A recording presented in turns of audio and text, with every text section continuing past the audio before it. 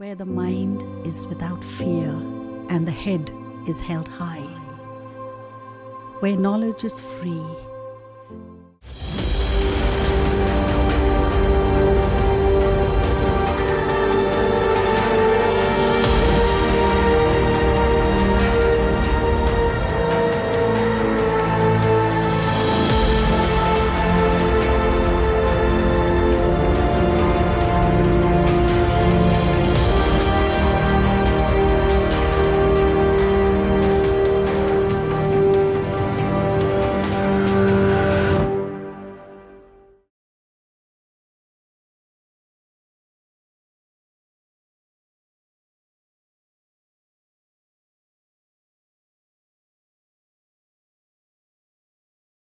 Hello students, কেমন আছো সবাই? আশা করি ভালোই আছো। প্রথমেই ধন্যবাদ জানাই জেলা প্রশাসন এবং জেলা শিক্ষা দপ্তরকে, যে এই ক্রাইসিস পিরিয়ডের মধ্যেও তারা এত সুন্দর একটি উপায় বার করেছেন, অনলাইন ক্লাসের প্ল্যাটফর্ম। আমি সোমনাথ চ্যাটার্জি, সহশিক্ষক, শোভানগর উচ্চ বিদ্যালয়। তো আজকে আমি তোমাদেরকে পড়াবো কারেন্ট ইলেকট্রিসিটি অর্থাৎ চলতড়িৎ যে চ্যাপ্টারটা, দশম শ্রেণীর চলতড়িৎ। অত্যন্ত গুরুত্বপূর্ণ এই চ্যাপ্টারটা মাধ্যমিকের জন্য। বহু কোশ্চেন আসে এই চ্যাপ্টার থেকে। তোমাদেরকে একটু বুঝে বুঝে চ্যাপ্টারটা পড়তে হবে। তো প্রথম ক্লাসটা অলরেডি তোমাদের হয়েছে, সেখানে ওহমের সূত্র এবং রোধ অবধি আলোচনা হয়েছে। আজকে আমি শ্রেণী এবং সমান্তরাল সমবায় নিয়ে আলোচনা করব এবং পরবর্তী পার্টে গৃহস্থালির বর্তনী অর্থাৎ ডোমেস্টিক সার্কিট নিয়ে কিছু গুরুত্বপূর্ণ আলোচনা করব। তাহলে শুরু করা যাক। চলতড়িৎ পার্ট 2, সাব ইউনিট হচ্ছে শ্রেণী এবং সমান্তরাল সমবায়, রোধের শ্রেণী এবং সমান্তরাল সমবায়। আচ্ছা, ওহমের সূত্র তোমরা এর আগের ক্লাসেই পড়েছো, ভি ইকুয়াল টু আইআর, যেখানে ভি হচ্ছে বিভব পার্থক্য, আই হচ্ছে কারেন্ট এবং আর হচ্ছে রেজিস্ট্যান্স। তো সেখানে রোধ সম্পর্কে তোমরা জেনেছো, রোধ কি সেটাও জেনেছো, তার এক ইউনিট কি ওহম সেটাও তোমরা জেনেছো। তো আজকে আসি সমবায়, রোধের সমবায়।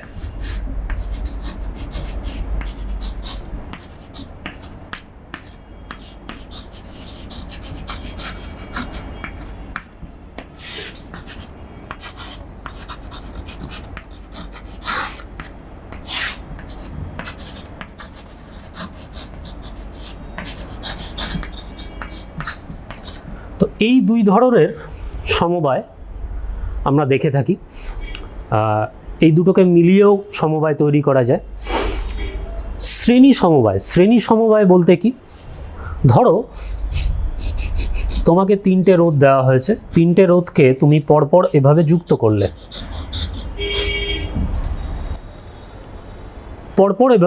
করলে, তাহলে যে সমবায়টা তৈরি হলো সেটা হচ্ছে শ্রেণী সমবায়।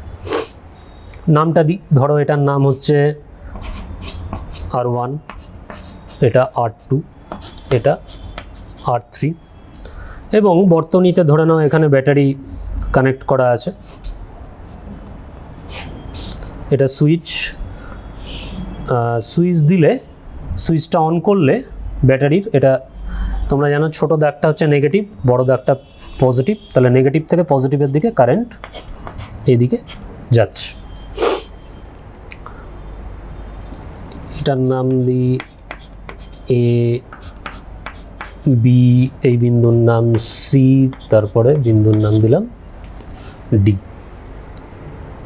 তাহলে এখানে তোমরা দেখতে পাচ্ছ যে শ্রেণী সমবায় বলতে কি বোঝায়, অর্থাৎ কারেন্টের কিন্তু একটাই পথ, কারেন্ট এই পথটা দিয়ে যাবে, অর্থাৎ R1-এর মধ্য দিয়েও যে পরিমাণ তড়িৎ প্রবাহ মাত্রা হবে, R2 এর মধ্য দিয়েও সেই পরিমাণ তড়িৎ প্রবাহ মাত্রা হবে এবং R3 এর মধ্য দিয়েও কিন্তু সেই পরিমাণই তড়িৎ প্রবাহ মাত্রা হবে।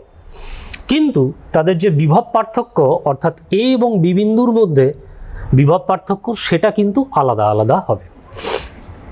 আচ্ছা, এইবার তোমরা যদি মনে করো যে এই 3টে আলাদা আলাদা রোধ না নিয়ে এমন কি কিছু করা যায় না যে একটি মাত্র রোধ নিলাম, কিন্তু বর্তনীতে যে পরিমাণ কারেন্ট ছিল সেটাই থাকলো, বিভব পার্থক্য এ এবং ডি দুই বিন্দুর মধ্যে যা ছিল সেটাই থাকলো? অবশ্যই করা যাবে। সেক্ষেত্রে এই তিনটে রোধকে আমাকে রিপ্লেস করতে হবে তাদের তুল্য রোধ দিয়ে, অর্থাৎ ইকুইভ্যালেন্ট রোধ দিয়ে। তো এখানে তুল্য রোধ কথাটা তোমাদের জানতে হবে, বা এর ডেফিনেশন কি সেটা পড়তে হবে। তুল্য রোধ কাকে বলে? Equivalent resistance. অর্থাৎ আমি এই তিনটের পরিবর্তে একটি মাত্র রোধ নেব, কিন্তু বর্তনীতে যে কারেন্ট ছিল সেটা সেম থাকবে এবং দু প্রান্তের বিভব প্রভেদ একই থাকবে, বর্তনীকে ডিস্টার্ব করা যাবে না। ঠিক আছে, তাহলে এইটা হলো ইকুইভ্যালেন্ট সাইন। এখন শ্রেণী সমবায় নিয়ে আলোচনা হচ্ছে, তার জন্য এটাকে আমি মার্ক করলাম। এবার এইখানে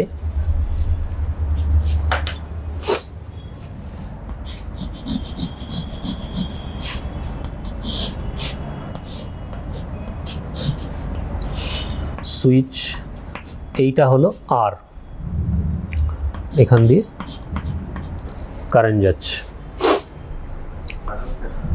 ফলে এই তিনটের পরিবর্তে এইটা হচ্ছে তার তুল্যরোধ। তাহলে তুল্যরোধের মান কি সেটা আমরা দেখি। এদিকে হচ্ছে এ, এদিকে হচ্ছে ডি। তাহলে এবার দেখো ওহমের সূত্র তোমরা অ্যাপ্লাই করো এ এবং বি বিন্দুর মধ্যে। VA minus VB is equal to কী দাঁড়ায়? এখানে বিভব পতন কত হয়েছে? IR1। তারপরে ভিবি মাইনাস ভিসি এই দুটি বিন্দুর মধ্যে আস,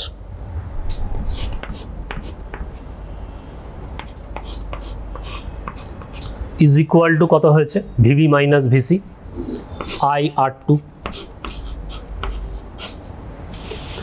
এবং last VC minus VD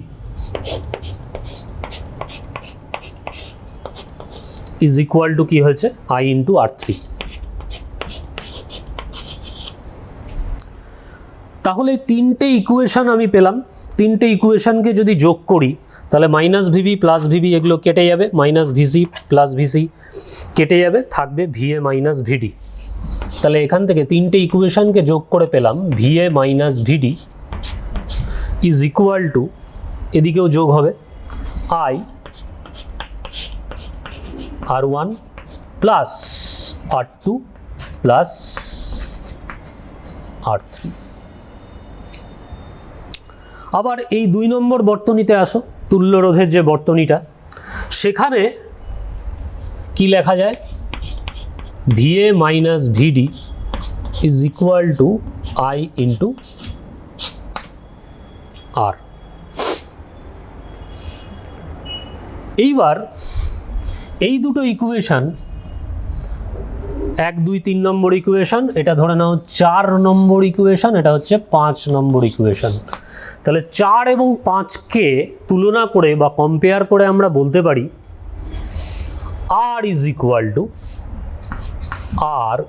equal to R1 plus R2 plus R3। অর্থাৎ এই হচ্ছে আমার শ্রেণী সমবায়ের তুল্যরোধের ফর্মুলা। অর্থাৎ শ্রেণী সমবায়ে প্রত্যেকটি রোধকে কি করতে হবে? যোগ করতে হবে। R is equal two R1 plus R2 plus R3। এরকম যদি আরও রোধের সংখ্যা বাড়াই, অর্থাৎ R4 R5 R6 R7, তাহলে কি করতে হবে? প্রত্যেকটাকে যোগ করতে হবে। যোগ করে আমি তুল্যরোধ বের করতে পারবো। আচ্ছা, এইবার 2 নম্বরে আসি, সেটা হচ্ছে সমান্তরাল সমবায়। সমান্তরাল সমবায় তুল্যরোধ কিভাবে হয় সেটা আমরা বার করার চেষ্টা করি।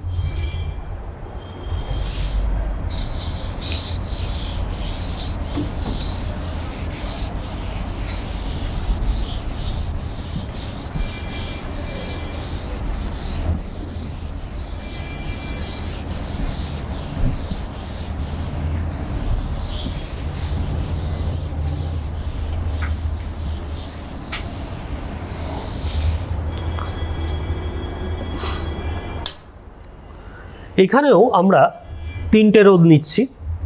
তিনটে রোধকে ধরো এইভাবে তুমি কানেক্ট করেছো,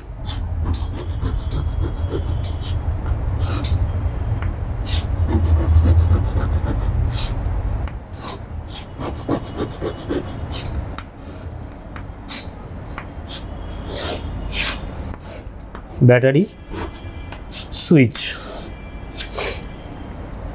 ছোট দাগ মাইনাস ব্যাটারির, বড় দাগ প্লাস, কারেন্ট মাইনাস টু প্লাসের দিকে হয়ে যাচ্ছে। তাহলে এটার নাম দিলাম এ বিন্দু আর এই বিন্দুর নাম দিলাম বি বিন্দু। তাহলে এবার দেখো রোধগুলোকে আমি কিভাবে কানেক্ট করেছি, R1 R2 R3, অর্থাৎ তাদের অন্তিম বিন্দুগুলো কিন্তু এই এ এবং বি দুটোতে গিয়ে মিলিত হয়েছে তিনটে। ফলে প্রতিটি রোধের দুই প্রান্তের বিভব প্রভেদ কিন্তু সমান, অর্থাৎ সমান্তরাল সমবায়ে বিভব প্রভেদ সমান হয়, কিন্তু তাদের মধ্য দিয়ে কারেন্টের মান আলাদা। অর্থাৎ আই এখানে এসে তিনটে পথ পাবে, এখান দিয়ে I1, এখান দিয়ে I2 এবং এখান দিয়ে I3, অর্থাৎ কারেন্টের যাওয়ার কিন্তু তিনটে রাস্তা রয়েছে। সুতরাং তিনটে পথ দিয়ে ডিফারেন্ট অ্যামাউন্ট অফ কারেন্ট যাবে, তার কারণ তাদের রোধের মানগুলোও কিন্তু আলাদা। যদি রোধের মান সেম হতো, তিনটেই যদি আর হতো, তাহলে এখান দিয়ে সেম পরিমাণ কারেন্ট যেত, আইটা এখানে এসে সমান 3 ভাগে ভাগ হতো, অর্থাৎ I/3 I/3 I/3। তাহলে শ্রেণী সমবায় আমরা দেখেছিলাম কি, রোধগুলোকে পরপর এভাবে লাগিয়ে দেওয়া হয়েছিল, একটি শেষ হলো, তারপরে আরেকটি রোধ, তারপরে আরেকটি রোধ, এবং এদের মধ্য দিয়ে কারেন্টের মান কিন্তু একই ছিল, অর্থাৎ যে পরিমাণ কারেন্ট এখান দিয়ে যাচ্ছে ঠিক সেই পরিমাণ কারেন্ট R2 এর মধ্য দিয়ে যায়, ঠিক সেই পরিমাণ কারেন্ট R3 এর মধ্য দিয়ে যায়, কিন্তু তাদের বিভব প্রভেদের মানটা ছিল আলাদা। অর্থাৎ এই দুই বিন্দুর মধ্যে যা বিভব প্রভেদ সেটা এই দুই বিন্দুর মধ্যে নয়, সেটা আবার এই দুই বিন্দুর মধ্যে মিলছে না। কিন্তু এখানে আমরা কি দেখলাম সমান্তরালে, যে তিনটে রোধেরই দুই প্রান্তের বিভব প্রভেদের মানটা কিন্তু সমান, কিন্তু তাদের মধ্যে দিয়ে কারেন্টের মান আলাদা। আচ্ছা, এইবার সমান্তরাল সমবায়ে আমরা তুল্য রোধ বার করব। তাহলে ইকুইভ্যালেন্ট সাইন দিলাম। এই তিনটের পরিবর্তে শ্রেণীতে যেমন নিয়েছিলাম তেমন এখানেই একটি মাত্র রোধ নিলাম, তার নাম দিলাম আর, এখানেও battery switch minus plus I. তাহলে আমি বলেছি তুল্য রোধ বলতে কি বোঝো, যে বর্তনীর এই আই কারেন্ট আর এখানে আই কারেন্ট একে ডিস্টার্ব করা যাবে না, যা এখানে ছিল সেই কারেন্টটাই কিন্তু এখানেই থাকবে, এবং দু প্রান্তের বিভব প্রভেদকেও সেম রাখতে হবে।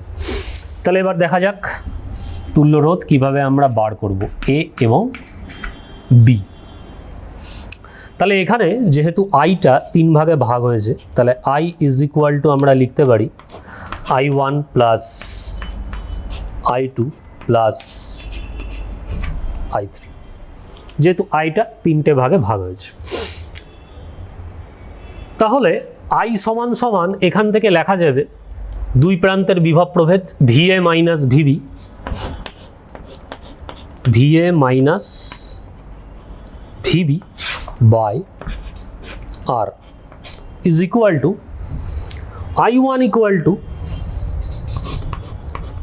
VA minus VB by R1 plus I2 সমান সমান আবার ওহমের সূত্র VA মাইনাস VB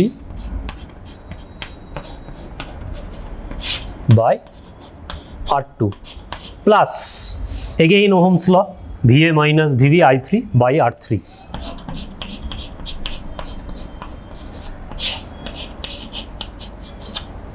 আচ্ছা, এইবার তাহলে VA মাইনাস VB এটা তোমরা ওপর কেটে দিতে পারো, যেহেতু VA not equal to VB, তবেই তো VA এটা উচ্চ বিভবে আছে, এটা নিম্ন বিভবে আছে, ফলে কারেন্টটা এদিক থেকে এদিকে যায়। তাহলে আমার সমীকরণটা দাঁড়ালো এখান থেকে 1/R is equal two 1/R1 plus 1/R2 plus 1/R3। অর্থাৎ এটি হলো আমার সমান্তরাল সমবায়ের তুল্য রোধের ফর্মুলা, অর্থাৎ অনন্যক নিয়ে তার যোগ করে আমি তুল্য রোধের অনন্যকটাকে বের করতে পারবো। তাহলে এই দুটো ফর্মুলা আমাদের জানা হলো। এটা দিয়ে এবার আমাদের কিছু পরীক্ষার কোশ্চেন নিয়ে আলোচনা করতে হবে এবং কি ধরনের প্রবলেম আসে সেটা নিয়েও আমি ডিসকাস করি। তাহলে এটা মিটিয়ে দিচ্ছি।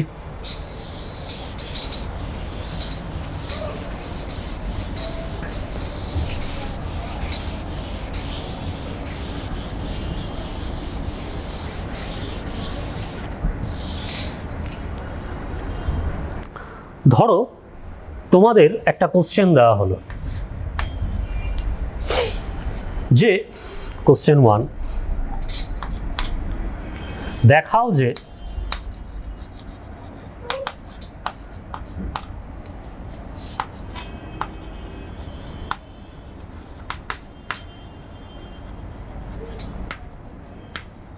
শ্রেণী সমবায়ে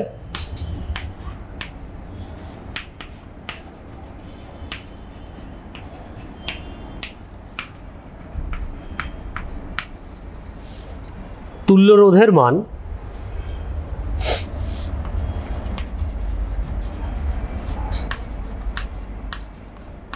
সমবায়ের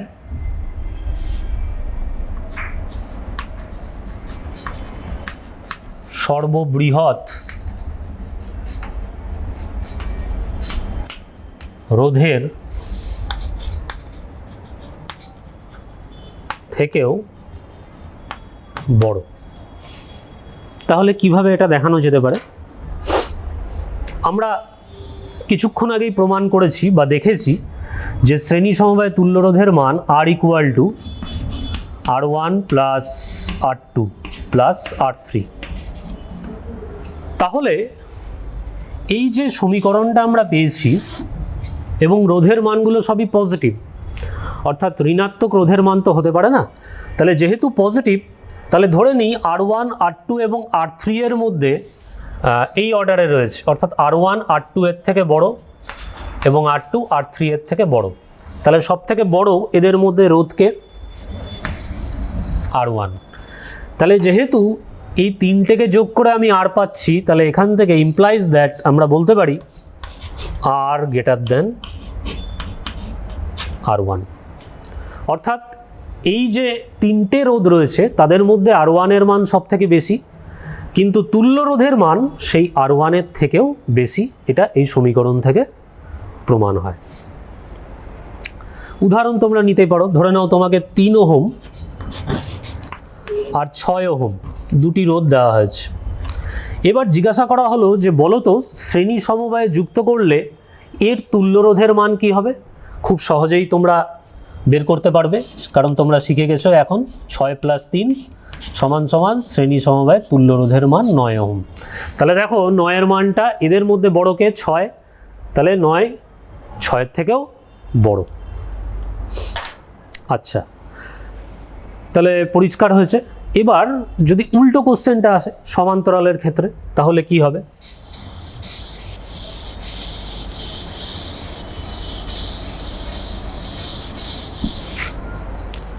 অর্থাৎ দেখাও যে এখানে আমি এটাকে মুছে ফেলি, এখানে লিখব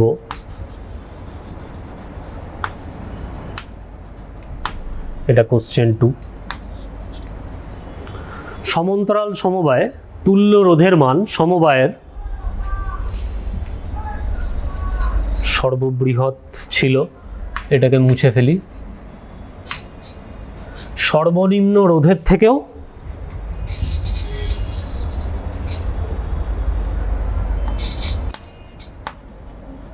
ছোট।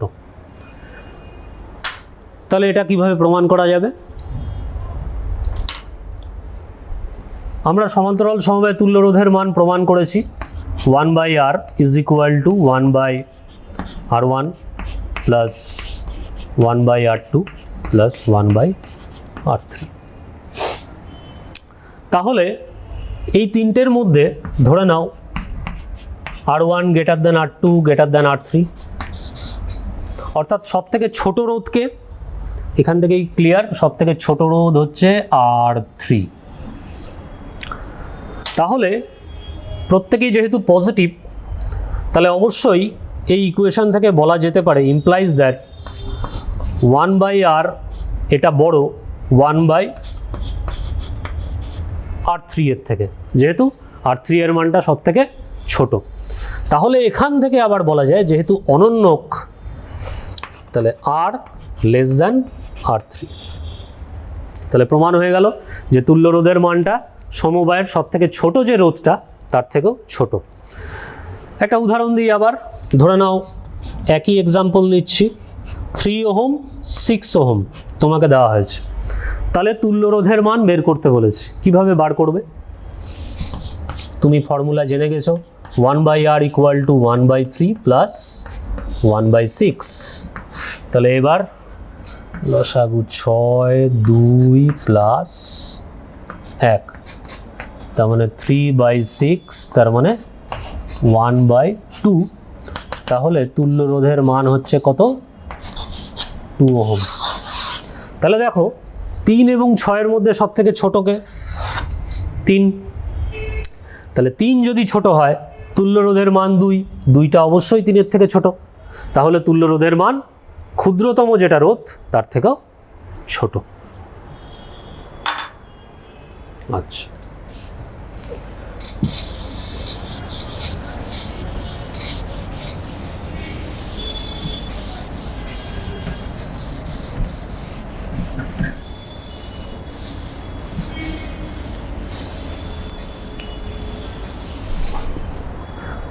তাহলে তোমাদের মাধ্যমিকে কিন্তু এরকম ছোট ছোট অঙ্ক আসবে পরীক্ষাতে, যে কয়েকটা রোধ দিয়ে দিল, এবার তুল্য রোধ তোমাদেরকে বের করতে হবে। তাহলে ইজিলি তোমরা এই ফর্মুলা ইউজ করে কিন্তু তুল্য রোধ বের করতে পারবে। এখানে একটা আমি ছোট্ট উদাহরণ দেব, যে অনেক সময় কি হয়, বর্তনীগুলো এমনভাবে থাকে যে আমরা কনফিউজ হয়ে যাই এটা শ্রেণী সমবায় আছে না সমান্তরাল সমবায় আছে, সেটা বুঝবো কি করে। ধরো তোমাকে এই ছবি দেওয়া হলো,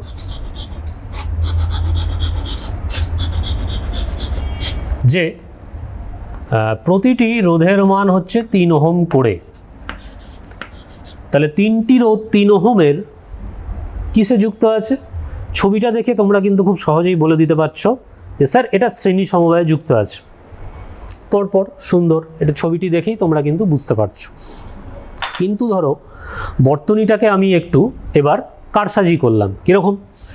এখান থেকে একটা তার নিয়ে এসে এখানে যুক্ত করলাম, এখান থেকে আরেকটা তার এনে এইখানে যুক্ত করলাম। এইখানে বর্তনীতে ব্যাটারি যুক্ত আছে।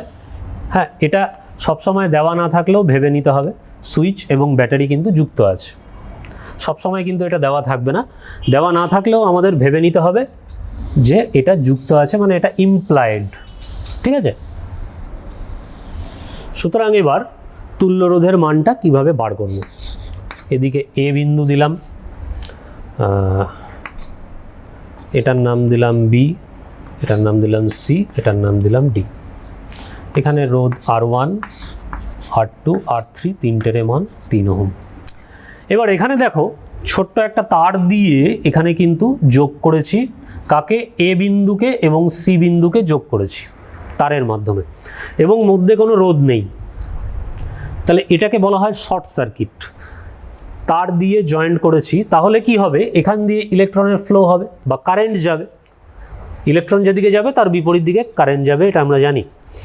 তাহলে কারেন্ট যাবে, তো কতক্ষণ অবধি যাবে? যতক্ষণ না অবধি এই দুই বিন্দুর, ভালো মতো শুনবে একটু, অর্থাৎ এ এবং সি বিন্দুর বিভব প্রভেদটা ইকুয়াল হচ্ছে। তাহলে ভিএ ইকুয়াল টু ভিসি দাঁড়িয়েছে। তাহলে এ বিন্দু এবং সি বিন্দুর বিভব প্রভেদ সেম। তাহলে আমরা কিছুক্ষণ আগেই দেখলাম সমান্তরাল সমবায়ে কি হয়?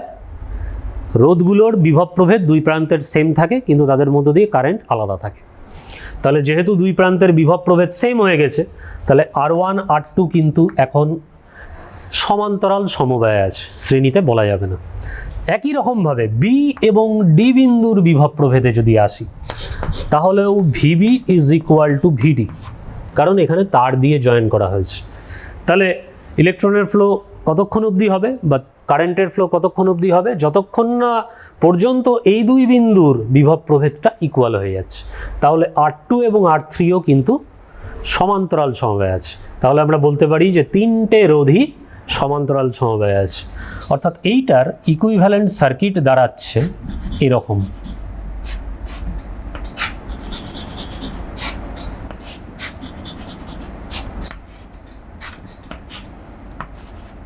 তিন ওহম, 3 ওহম, 3 ওহম। তাহলে এবার তুল্য রোধ কি দাঁড়ালো আমরা জানি, 1-3, 1-3, 1-3, 3, 1 প্লাস মানে 3 সমান সমান 1। তাহলে তুল্য রোধের মান দাঁড়ালো R ইকুয়াল টু 1 ওহম। তাহলে বর্তনীতে এরকম কিছু ক্রিটিক্যাল সার্কিট থাকতে পারে, তখন আমাদেরকে দেখে বুঝতে হবে যে এটা শ্রেণীতে আছে না সমান্তরালে আছে, দিয়ে তারপর সেই মতো আমাদেরকে শ্রেণী এবং সমান্তরালের ফর্মুলাটাকে অ্যাপ্লাই করতে হবে।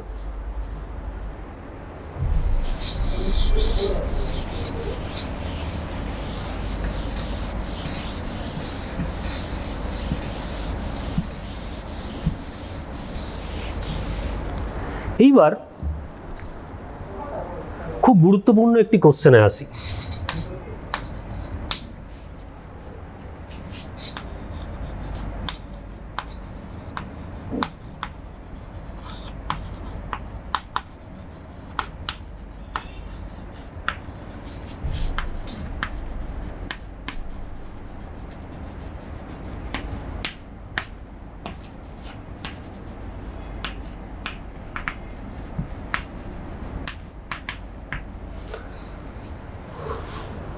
বহুবার মাধ্যমিকের কোশ্চেন এসছে, গৃহস্থালির বর্তনীতে অর্থাৎ ডোমেস্টিক সার্কিটে, মানে আমাদের বাড়িতে যে ইলেকট্রিক্যাল ওয়্যারিং যখন করা হয়, তো যারা করে তারা, আমাদের বাড়িতে তো প্রতিদিন বিভিন্ন ইলেকট্রিক্যাল অ্যাপ্লায়েন্সেস চলে, যেমন ধরো টিভি, ফ্রিজ, ওয়াশিং মেশিন, পাখা, মানে ইলেকট্রিসিটি ছাড়া আমরা কিন্তু চলতে পারবো না। তোমার মোবাইলটাও কিন্তু ইলেকট্রিসিটিতেই চার্জ দিতে হচ্ছে, তারপরে সেটাকে আমরা ইউজ করতে পারছি। কম্পিউটার, ল্যাপটপ সমস্তই কিন্তু ইলেকট্রিসিটির সাথে কানেক্টেড, যুক্ত। ফলে এই যে সমবায়টা সেখানে ইউজ হয়েছে বা ইলেকট্রিক্যাল ওয়্যারিং যখন করা হয়েছিল, তখন কি সমবায় সেখানে ব্যবহৃত হয়েছিল এবং কেন? উত্তর,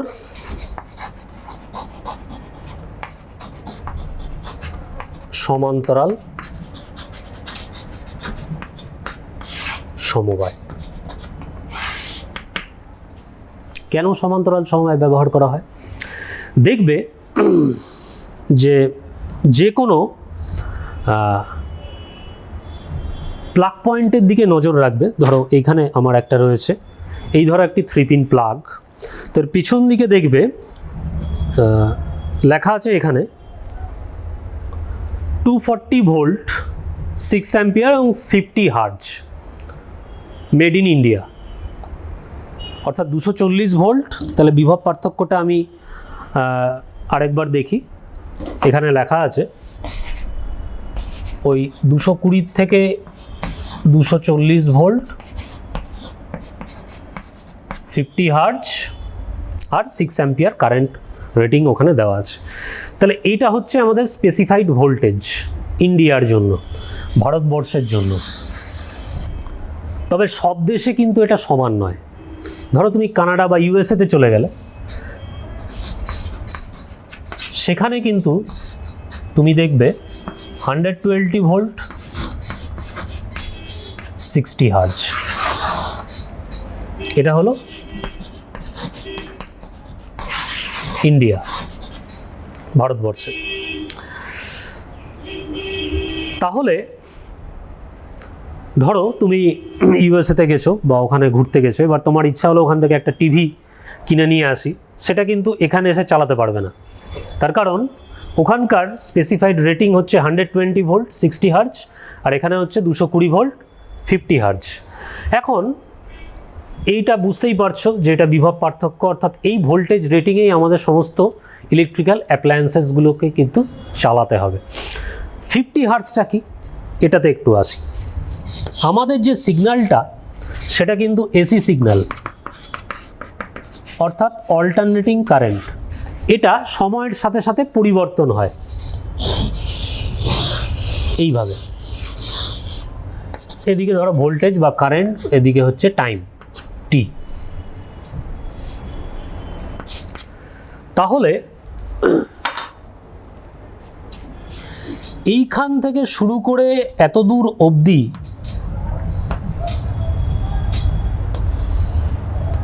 এইটা হচ্ছে এটার একটা তরঙ্গ দৈর্ঘ্য, এখান থেকে শুরু করে এত দূর অবধি একটা তরঙ্গ দৈর্ঘ্য।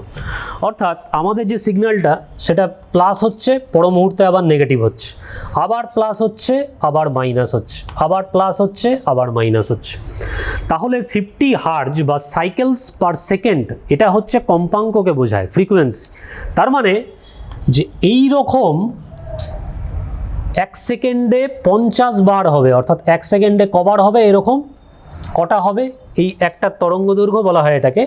এইটা 1 সেকেন্ডে 50 বার হবে, 50 টাইমস হবে, কমপ্লিট করবে, ঠিক আছে। তাহলে কবার উল্টে যাচ্ছে, কবার উল্টে যাচ্ছে, তাহলে এইখানে এসে একবার উল্টেছে, তাহলে একবার উল্টেছে, দুবার উল্টেছে, তাহলে একবার যদি দুবার উল্টায় তাহলে 1 সেকেন্ডে 50 × 2 মানে 100 টাইমস ও উল্টে যাচ্ছে, মানে একবার প্লাস হচ্ছে, পর মুহূর্তে আবার মাইনাস হচ্ছে। তাহলে 50 হার্জ বলতে কি বোঝায়, এই একটা এটা হচ্ছে তরঙ্গ দৈর্ঘ্য বা ওয়েভলেন্থ, এইটা 50 বার হবে 1 সেকেন্ডে, ঠিক আছে। এটাই যদি তুমি ইউএসএতে চলে যাও তাহলে এটা 1 সেকেন্ডে 60 টাইমস হবে। সুতরাং যেহেতু ফ্রিকোয়েন্সি ডিফার করছে এবং ভোল্টেজটাও, পোটেনশিয়াল ডিফারেন্সও ডিফার করছে, ফলে ওইখানকার কোনো ইলেকট্রিক্যাল অ্যাপ্লায়েন্সেস কিন্তু আমরা এনে এখানে সেটাকে চালাতে পারবো না। তাহলে একটা জিনিস লক্ষ্য করো,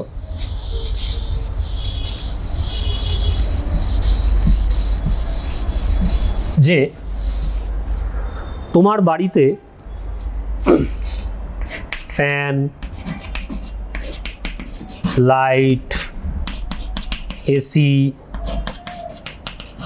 ফ্রিজ, বিভিন্ন মাইক্রোওভেন, হ্যান ত্যান যা আছে, কম্পিউটার, ল্যাপটপ, প্রত্যেকেরই তাহলে ভোল্টেজ কত দরকার হবে, প্রত্যেকেরই অপটিমাম ভোল্টেজ কিন্তু 220 থেকে 240 ভোল্ট একে দিতেই হবে। অনেক সময় ভোল্টেজ ডাউন হয়ে যায়, লো ভোল্টেজ থাকে, তখন কিন্তু সেটা ঠিকঠাক পারফর্ম করে না। তাহলে এই ভোল্টেজ যদি তাদেরকে দিতে হয়, আমরা জানি যে সমান্তরাল সমবায়ে কিন্তু একমাত্র দুই প্রান্তের রোধগুলির দুই প্রান্তের পোটেনশিয়াল ডিফারেন্সটা ফিক্স থাকে। অর্থাৎ এই ধরো দুটি রোধকে আমরা যুক্ত করেছি, তাহলে R1 R2 এদের দু প্রান্তের ভোল্টেজটা কিন্তু ফিক্সড। কারেন্টের মান আলাদা হতে পারে কিন্তু ভোল্টেজের মানটা কিন্তু ফিক্সড। তার জন্য গৃহস্থালির বর্তনীতে আমাদেরকে সমান্তরাল সমবায় ব্যবহার করতে হবে, যাতে প্রত্যেকটি যন্ত্রকে আমরা 220 থেকে 240 ভোল্ট, এটা হচ্ছে অপটিমাম ভ্যালু, এই ভোল্টেজটা আমরা সাপ্লাই দিতে পারি। তাহলে বোঝা গেছে। এখন তোমরা কিছু অ্যাক্টিভিটি করতে পারো।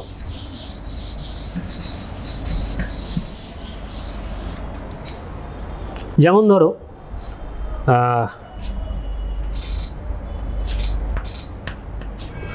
ব্যাটারি রয়েছে এবং সেখানে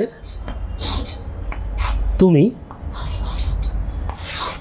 দুটি বাল্বকে এভাবে যুক্ত করেছো, সুইচ আছে, তাহলে দুটো বাল্ব কিসে যুক্ত রয়েছে, শ্রেণী সমবায়। আবার এটা হচ্ছে 1 নম্বর ছবি। 2 নম্বর কেসে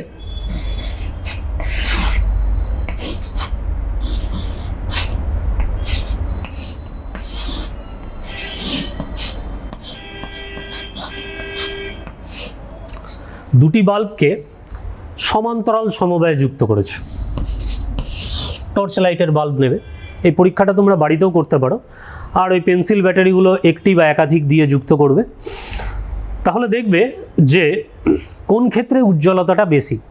শ্রেণী সমবায়ে যখন যুক্ত করা হয়েছে তখন দেখবে যে এই বাল্ব দুটির ব্রাইটনেস কিন্তু কমে গেছে, কারণ আমার দরকার হচ্ছে 220 ভোল্ট।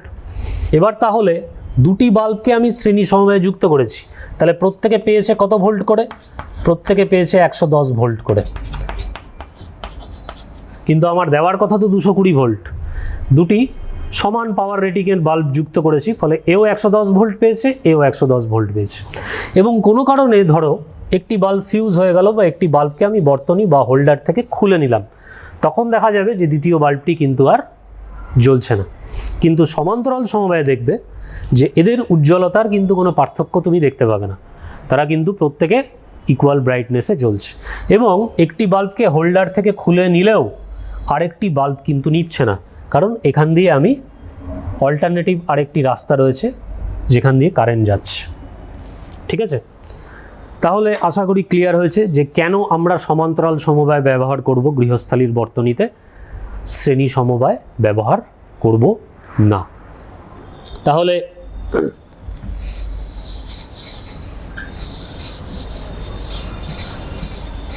আমরা এতক্ষণ অবধি কী নিয়ে আলোচনা করলাম? রোধের শ্রেণী এবং সমান্তরাল সমবায়। শ্রেণী সমবায়ের তুল্য রোধ বার করলাম, সমান্তরাল সমবায়ের তুল্য রোধ বার করলাম, বিভিন্ন কোশ্চেন দেখলাম যেগুলো মাধ্যমিকের জন্য ইম্পর্টেন্ট, ছোট ছোট প্রবলেম করলাম, এবং লাস্টে দেখলাম যে গৃহস্থালির বর্তনীতে কেন সমান্তরাল সমবায় ব্যবহার করা হয়। এবার সেকেন্ড পার্টে আমি ডোমেস্টিক সার্কিটের কিছু গুরুত্বপূর্ণ বিষয় নিয়ে আলোচনা করব। শ্রেণী এবং সমান্তরাল সমবায় নিয়ে আমরা আলোচনা করলাম, এবার দ্বিতীয় পার্টে ডোমেস্টিক সার্কিট নিয়ে আলোচনা করব। তো একদম শুরু থেকে আসি যে জলবিদ্যুৎ এবং তাপবিদ্যুৎ কেন্দ্রে টারবাইন ঘুরিয়ে সেখানে তোমরা জানো মেকানিক্যাল এনার্জি অর্থাৎ যান্ত্রিক শক্তি ইলেকট্রিক্যাল এনার্জি তড়িৎ শক্তিতে সেখানে রূপান্তরিত হচ্ছে, এবং তারপরে সেটাকে স্টেপ আপ করে সেই সিগন্যালটাকে লং ডিস্টেন্স থেকে আনা হচ্ছে, ট্রান্সমিশন করা হচ্ছে, এবং তারপরে আমার বাড়িতে সেটা আমি পাচ্ছি। তার আগে অবশ্য স্টেপ ডাউন করে নেওয়া হচ্ছে ট্রান্সফরমারে। এগুলো সেপারেট বিষয় নিয়ে আরও ক্লাস দরকার। তো আপাতত আমরা এখান থেকে শুরু করছি যে এখান থেকে আমার বাড়িতে ঢুকলো থ্রু মেন্স এবং ইলেকট্রিক মিটার, সেখান থেকে তারপর আমার বাড়িতে আমরা ইলেকট্রিসিটিটা পাচ্ছি। আচ্ছা, এইবার ধরো এটা হচ্ছে মেন্স, সাপোজ। তো এইখান থেকে দুটো তার তোমার বাড়িতে ঢুকেছে থ্রু ইলেকট্রিক মিটার, কারণ সেখানে আবার মান্থলি যে বিলটা আমরা পেমেন্ট করি সেটা সেখানে ক্যালকুলেট হয়। আমি একদম ধাপে ধাপে জিনিসগুলো নিয়ে আলোচনা করছি যাতে তোমাদের কনসেপশনটা পুরোপুরি ক্লিয়ার হয়। একটু বুঝে বুঝে পড়বে, তাহলে দেখবে ফিজিক্সটা খুব ভালো লাগবে এবং অনেক স্কোরও তোমরা করতে পারবে। এবার প্রশ্ন হলো যে মেন্স থেকে দুটো তার কেন? একটা তার দিয়েই তো করা যেত। এই তারটার নাম হচ্ছে লাইভ বা সাপ্লাই, আর 2 নম্বর তারের নাম হচ্ছে নিউট্রাল ওয়্যার। তাহলে তোমরা এবার প্রশ্ন করতেই পারো, স্যার লাইভ সাপ্লাই মানে নাম থেকেই পরিষ্কার যে এটা দিয়ে কারেন্টটা তোমার বাড়িতে প্রবেশ করছে। এখানে সবসময় 220 ভোল্ট, 220 থেকে 240 ভোল্ট কিন্তু পোটেনশিয়াল ডিফারেন্স থাকবে, অর্থাৎ বিভব থাকবে। তাহলে এখান দিয়ে কারেন্টটা তোমার বাড়িতে প্রবেশ করছে। তাহলে নিউট্রাল ওয়্যার মানে আরেকটা ওয়্যারের দরকার কেন হলো? দরকারটা কি? খুব সহজভাবে বলি, ধরো এটা তোমার ইলেকট্রিক বাল্ব, তাহলে এটাকে তুমি এইভাবে ধরো ব্যাটারির সাথে কানেক্ট করেছো, প্লাস মাইনাস। তাহলে এখানে ধরো সুইচ আছে, সুইচ অন করলে কি বাল্বটা জ্বলবে? উত্তর কি হবে? অবশ্যই না। তার কারণ বর্তনীটা কিন্তু কমপ্লিট নেই, অর্থাৎ এখান থেকে আমি ব্যাটারির সাথে যুক্ত করলেও এখান থেকে বর্তনীটাকে কমপ্লিট করতে হবে। তবেই কারেন্টটা কিন্তু কমপ্লিট এখান দিয়ে সার্কেলটা কমপ্লিট করবে এবং কারেন্ট এখান দিয়ে যাবে এবং বাল্বটা এখান থেকে গ্লো করবে বা বাল্বটা জ্বলবে। ঠিক আছে, সেরকমই লাইভ বা সাপ্লাই ওয়্যার দিয়ে তোমার বাড়িতে কারেন্টটা কিন্তু ঢুকবে। এবার কারেন্টটাকে ফেরত পাঠানোর ব্যবস্থা তো করতে হবে, তবেই তো বর্তনীটা কমপ্লিট হবে। সেইটা করবে কে? Neutral wire. ঠিক আছে, আচ্ছা, তাহলে এইবার এদের মধ্যে সবসময় বিভব পার্থক্য থাকে কত? যেটা আমি বারবার বলেছি, ওই 220 থেকে 240 ভোল্ট অ্যারাউন্ড থাকবে সবসময়। তাহলে লাইভ এতে কিন্তু সবসময় কারেন্ট থাকে। নিউট্রালে বর্তনী কমপ্লিট হলে, অর্থাৎ যখন কোনো অ্যাপারেটাস আমরা অন করি, ধরো ফ্যানের সুইচটা অন করলাম বা টিভির সুইচটা অন করলাম, ওয়ার্কিং কন্ডিশনে সেটা রয়েছে, তখনই কিন্তু নিউট্রাল ওয়্যারে আমি কারেন্ট পাবো। আচ্ছা, তাহলে দুটো ওয়্যার কেন লাগে বুঝতে পেরেছো আশা করি। প্রথমটা হচ্ছে লাইভ বা সাপ্লাই ওয়্যার, আর সেকেন্ডটা হচ্ছে নিউট্রাল ওয়্যার।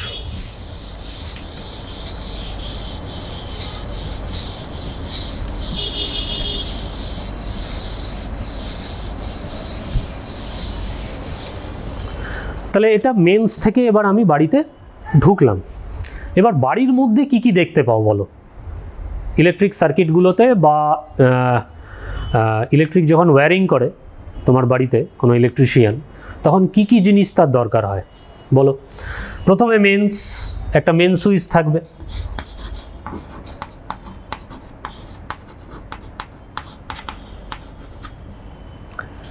সেখানে ফিউজ থাকবে বা এমসিবি থাকবে বা আরসিসিবি থাকবে, আর অনেক কিছু থাকবে, মিটার থাকবে। তারপর ওয়্যার তো লাগবেই, সুইচ অর্থাৎ বর্তনী অন এবং অফ করার জন্য আমার, যাতে আমরা অত্যন্ত সহজেই যখন ফ্যানটার দরকার নেই তখন সুইচটাকে অফ করে দিলাম, মানে সার্কিটটাকে ব্রেক করে দিলাম, মানে তড়িৎ প্রবাহ বন্ধ হয়ে গেল, ফ্যান আর চলবে না। সকেট, এছাড়াও ফিউজ, এমসিবি, আরও অনেক জিনিস কিন্তু দরকার হয়। সকেটটা কি? এই ধরো একটা প্লাগ আমি নিয়ে এসেছি, এই পরীক্ষাটা তোমরাও করতে পারো বাড়িতে, টেস্টার কম বেশি প্রত্যেকের বাড়িতেই হবে। তাহলে এখানে দেখো, এইখানে একটা প্লাগ, এখানে 2 নম্বর, আর এইখানে একটা বড় দেখে রয়েছে। তাহলে তোমরা কি করবে? সুইচটাকে অন করবে, সুইচ অন করে টেস্টারটাকে প্রবেশ করাবে। এবার দেখবে যে কোনখানে টেস্টারের আলোটায় পাচ্ছ। এই পরীক্ষাটা তোমরা নিজেরা করবে বাড়িতে। তাহলে আমি এখানে এই ধরো একটা সকেট, হ্যাঁ এটাকে একটু বড় করে আঁকি কারণ ওখানে এটা বড়। আচ্ছা, তাহলে যেখানে টেস্টারের আলোটা জ্বলবে, ধরো এইখানে জ্বললো, তাহলে এটা হলো লাইন। এখানে নিউট্রাল, মানে যখন অ্যাপারেটাসটা অন থাকবে তখনই কেবলমাত্র এখানে আমি কারেন্ট পাবো ফিরতি পথে। আর এইটা 3 নম্বরটা কি? 3 নম্বরটাকে আমি নাম দিলাম ই। ই ফর আর্থ, অর্থাৎ L for line, N for neutral, আর ই ফর আর্থ। এই 3 নম্বরের দরকারটা কি সেটা আমি আসছি। 3 নম্বরের দরকার কি? তাহলে আমাদের মেইনস থেকে দুটো তার প্রবেশ করেছিল, লাইভ আর নিউট্রাল। এখন দেখলাম বাড়ির ভেতরে আরেকটা তারও অ্যাড হলো, তার নাম হচ্ছে আর্থ। এবার এই 3টে তার চিনব কি করে, বা 3টে তার চেনার কি কোনো উপায় আছে? হ্যাঁ আছে, 3টে তারের রং কিন্তু ডিফারেন্ট হয়। অর্থাৎ রং মানে ভেতরে তো তামার তার রয়েছে, বাইরে যে কোটিংটা মানে প্লাস্টিকের যে কোটিংটা সেটা কিন্তু 3টে তারের ক্ষেত্রে ডিফারেন্ট হয়। কীরকম?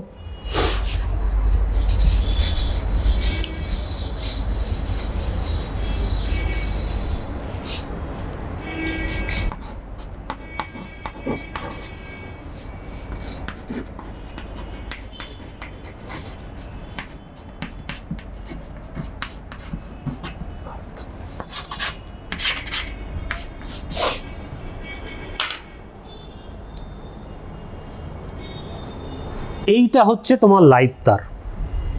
তাহলে বাইরের বর্ণটা দেখতে পাচ্ছ তোমরা, বাইরের বর্ণটা হচ্ছে রেড, লাল, অর্থাৎ প্লাস্টিকের যে আবরণটা সেটা কিন্তু লাল। আর প্লাস্টিকের আবরণটাকে যদি আমরা রিমুভ করি তাহলে ভেতর থেকে কিন্তু এই যে তামার তার বেরোবে, ঠিক আছে? কারণ প্লাস্টিকটা অন্তরক, ইনসুলেশন, তাহলে ইনসুলেশনটা আমার কালারটা হচ্ছে লাইভ তারের ক্ষেত্রে রেড। তাহলে লাইভ তারের ক্ষেত্রে রেড। তবে দুটো কনসেপ্ট কালার কোড রয়েছে, ওল্ড আর নিউ। নতুন কালার কোড অনুযায়ী এখানে ব্রাউনও ইউজ করা হয়, অর্থাৎ লাল অথবা বাদামি। পুরনো কনসেপ্ট অনুযায়ী লাল মানে ডেঞ্জার, লাল আমরা কি জানি যে বিপদ সংকেত, তার মানে লাইভ তারে কখনোই কিন্তু হাত দেওয়া যাবে না, তাহলে শক খাওয়ার ভয় থাকবে। আর নতুন কনসেপ্ট, নতুন কালার কোড অনুযায়ী brown. Neutral, this is your neutral wire. Black, ইনসুলেশনটা হচ্ছে কি ব্ল্যাক, কালো। তবে বর্তমানে হালকা নীলও ইউজ করা হয়। ওল্ড অনুযায়ী ব্ল্যাক আর নিউ কালার কোড অনুযায়ী লাইট ব্লু ইনসুলেশনও ইউজ করা হয়।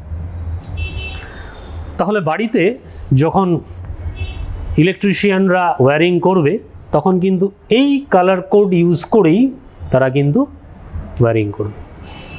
আর 3 নম্বর হচ্ছে আর্থ। এটা দিস ইজ গ্রিন, ইনসুলেশনটা হচ্ছে গ্রিন অথবা ইয়েলো, গ্রিন অর ইয়েলো।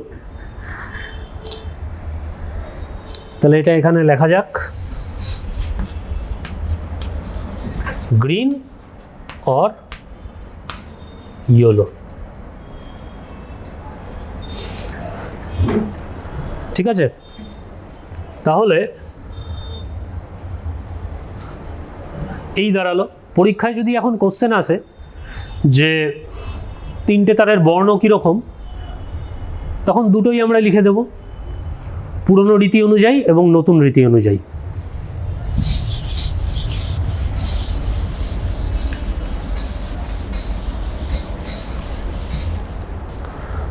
তাহলে আমরা দেখলাম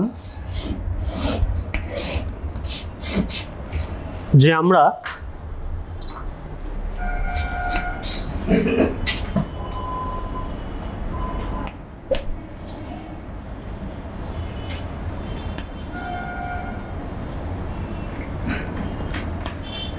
এখান দিয়ে ধরো তামার তারগুলো বেরিয়েছে, 3টে তার পাচ্ছি। একটা হচ্ছে লাইন, এটা আর্থ, আর এটা হচ্ছে নিউট্রাল। এবার লাইভ তার আর নিউট্রাল তারের ফাংশন কি সেটা আমরা আগেই আলোচনা করেছি। এখন প্রশ্ন হলো যে স্যার এই 3 নম্বরটার দরকার কেন হলো?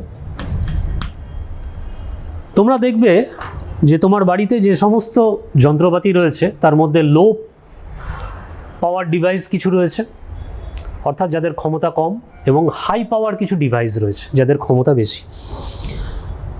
লো পাওয়ার ডিভাইসেসগুলোর মধ্যে বেশিরভাগ ক্ষেত্রেই দেখবে 2টো পিন ইউজ হয়েছে, অর্থাৎ লাইন আর নিউট্রাল। কিন্তু হাই পাওয়ার যেগুলো ডিভাইস রয়েছে, যেরকম ধরো রেফ্রিজারেটর,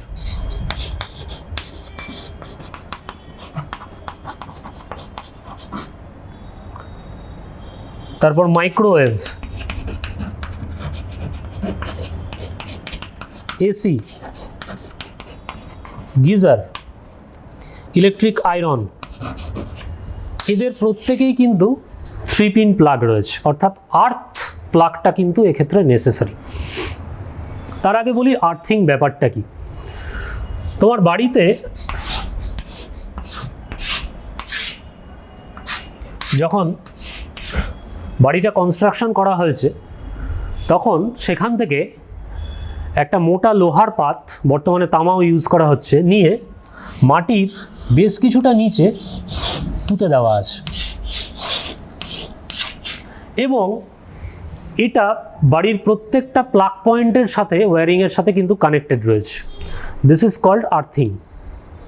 অর্থাৎ আর্থের পোটেনশিয়ালকে আমরা ধরি 0 ভোল্ট।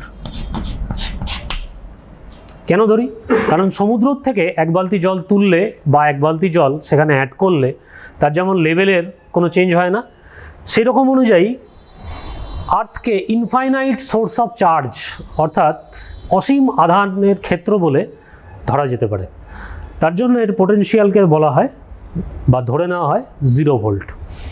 তাহলে এবার ধরো তোমার বাড়িতে একটি রেফ্রিজারেটর রয়েছে।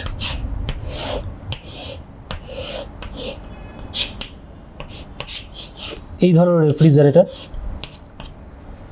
তাহলে রেফ্রিজারেটরের মেটাল পার্ট রয়েছে, অর্থাৎ পেছন দিকটা মেটাল বডি, সামনের দিকটা প্লাস্টিক বডি হলেও বর্তমানে অরিজিনাল কিন্তু সেটা পেছন দিকটা মেটাল বডি।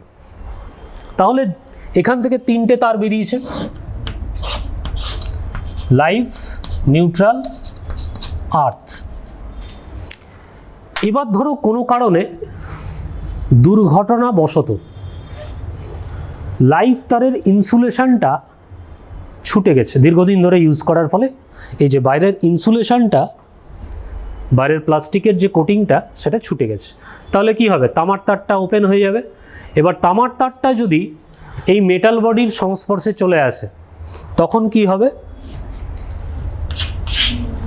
যে রেফ্রিজারেটরটা আছে তার বডিটা টোটালটা কিন্তু কারেন্ট হয়ে যাবে। ফলে আমরা যখনই রেফ্রিজারেটরটাকে ছুতে যাব বা স্পর্শ করব তখন কিন্তু আমাদেরকে শক খেতে হবে। তাহলে এর থেকে রক্ষা পাওয়ার উপায় কি? রক্ষা পাওয়ার উপায় হচ্ছে দিস ইজ আর্থ। অর্থাৎ আর্থিংকে প্রপার করতে হবে, নিশ্চিন্ত করতে হবে। তাহলে এনি লিকেজ কারেন্ট, যদি দুর্ঘটনাবশত কোনো লিকেজ কারেন্ট সেখানে থাকে তাহলে সেই লিকেজ কারেন্ট ওই প্লাগ পয়েন্ট দিয়ে আর্থ তারের মাধ্যমে কোথায় চলে যাবে? একদম পৃথিবীতে মাটির নিচে চলে যাবে। ফলে আমরা সেখান থেকে রক্ষা পাব।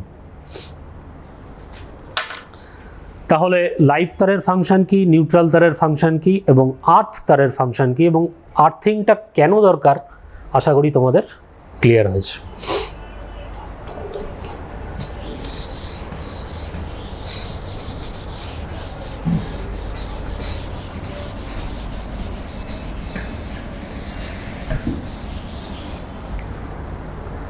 এইবার আসি যে ইলেকট্রিক্যাল যে আমাদের সার্কিটগুলো রয়েছে বাড়িতে, তাতে কি কি হ্যাজার্ডস আসতে পারে বা কি কি প্রবলেম আসতে পারে।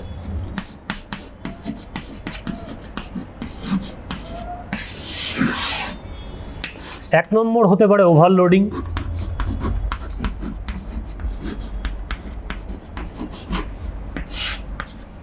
আর 2 নম্বর হতে পারে শর্ট সার্কিট।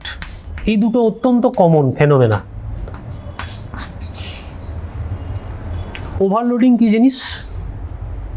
অর্থাৎ একটা প্লাগ পয়েন্টে তুমি তোমার কম্পিউটারকে কানেক্ট করেছো, মোবাইলও সেখানে চার্জ করছো, তোমার টেবিল ফ্যানটাও সেখানে আছে, তোমার রেফ্রিজারেটরও সেখানে চলছে, আরও অনেক কিছু তুমি একটা প্লাগে কানেক্ট করেছো। তখন কি হবে? একটাই প্লাগ পয়েন্ট থেকে তুমি বেশি পরিমাণে কারেন্ট নেওয়ার চেষ্টা করছো। তখন সেই ঘটনাটাকে আমরা বলবো ওভারলোডিং। মানে over use of appliances, high current, উচ্চ প্রবাহ due to over use of appliances. এটা কখনোই করবে না, করা উচিত না, তাহলে কিন্তু দুর্ঘটনা ঘটতে পারে। 2 নম্বর সেটা কি? Short circuit. আমরা মাঝে মধ্যেই বলি আমাদের ভাষায় যে লাইনটা সিরিজ হয়ে গেছে। অ্যাকচুয়াল ঘটনাটা কি হয়? ধরো লাইভ তার এবং নিউট্রাল তার ওই একই প্রবলেম, ইনসুলেশনটা কোনো কারণে খুলে গেছে। ভেতরে লাইভ তার আর নিউট্রাল তার তো একসাথেই থাকে সব, এখন তো সবখানি কনসিল ওয়্যারিং। ফলে কোনো কারণে দুটো একে অপরের সংস্পর্শে চলে এসছে। তখন কি হবে? সেটাকে আমরা বলবো শর্ট সার্কিট। অর্থাৎ সেখানে কিন্তু কন্টিনিউয়াস ফ্লো অফ কারেন্ট। তাহলে continuous flow of current if live wire and neutral wire comes in direct contact, তখন কি হবে? শর্ট সার্কিট হবে। অর্থাৎ বর্তনীতে নিউট্রাল তারে তো এমনি কোনো কারেন্ট থাকে না, তার কারণ অ্যাপ্লায়েন্সেসগুলো যখন আমি অন করব তখনই কিন্তু নিউট্রাল তারে কারেন্টটা আসবে। তাহলে যদি শর্ট সার্কিট ঘটে তাহলে সবসময় কিন্তু নিউট্রাল ওয়্যারে কারেন্ট ফ্লো হবে এবং বর্তনীটা গরম হয়ে যাবে জুলের হিটিং এফেক্টের জন্য। জুলের হিটিং এফেক্ট কি, জুলের তাপীয় সূত্রগুলো তোমাদের সিলেবাসে রয়েছে, এটা নেক্সট ক্লাসে আলোচনা হবে। ফলে কি হবে, সেখানে আগুন লেগে যেতে পারে এবং তারটা গলে যেতে পারে। তাহলে এবার স্বাভাবিকভাবেই তোমাদের প্রশ্ন হবে যে স্যার তাহলে এই দুটো যে ওভারলোডিং আর শর্ট সার্কিট, এখান থেকে বাঁচার কি উপায় আছে? অবশ্যই আছে। আমাদের বাঁচাবে হচ্ছে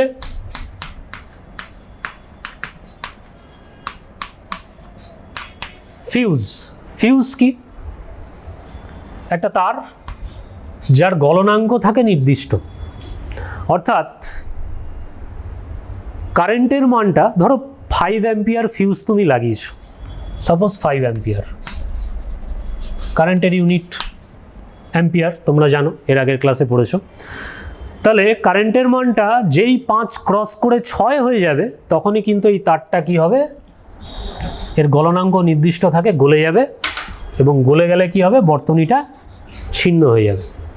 ফলে বর্তনীতে কোনো প্রবাহ আর হবে না। ফলে আমরা আগুন লাগার হাত থেকে রক্ষা পাবো এবং আমাদের বাড়িটাও রক্ষা পাবে। তাহলে এটা হচ্ছে ফিউজের কার্যনীতি। শুধু 5 অ্যাম্পিয়ার ফিউজ নয়, বাড়িতে বিভিন্ন অ্যাপ্লায়েন্সেস অনুযায়ী যেগুলো হাই পাওয়ার রেটিংয়ের ডিভাইস, সেগুলোতে আবার 15 অ্যাম্পিয়ার ফিউজও ইউজ করা হয়। তাহলে এটার কার্যনীতি আশা করি তোমরা বুঝতে পেরেছো যে কারেন্টের মানটা এর বেশি হলে কি হবে, টেম্পারেচারটা একটা নির্দিষ্ট জায়গায় চলে যাবে এবং তারটা কি হবে, গলে যাবে। ফলে বর্তনীটা ছিন্ন হয়ে যাবে। তাহলে আমাদেরকে সেই ওভারলোডিং বা শর্ট সার্কিটের প্রবলেমটাকে ঠিক করতে হবে। প্রবলেমটা ঠিক করে আবার সেই ফিউজ তারটাকে রিপ্লেস করতে হবে। তবে ফিউজের লেটেস্ট ভার্সন হচ্ছে, সব কিছুতে উন্নত হচ্ছে, লেটেস্ট ভার্সন হচ্ছে এমসিবি। ফুল ফর্ম হচ্ছে মিনিয়েচার সার্কিট ব্রেকার।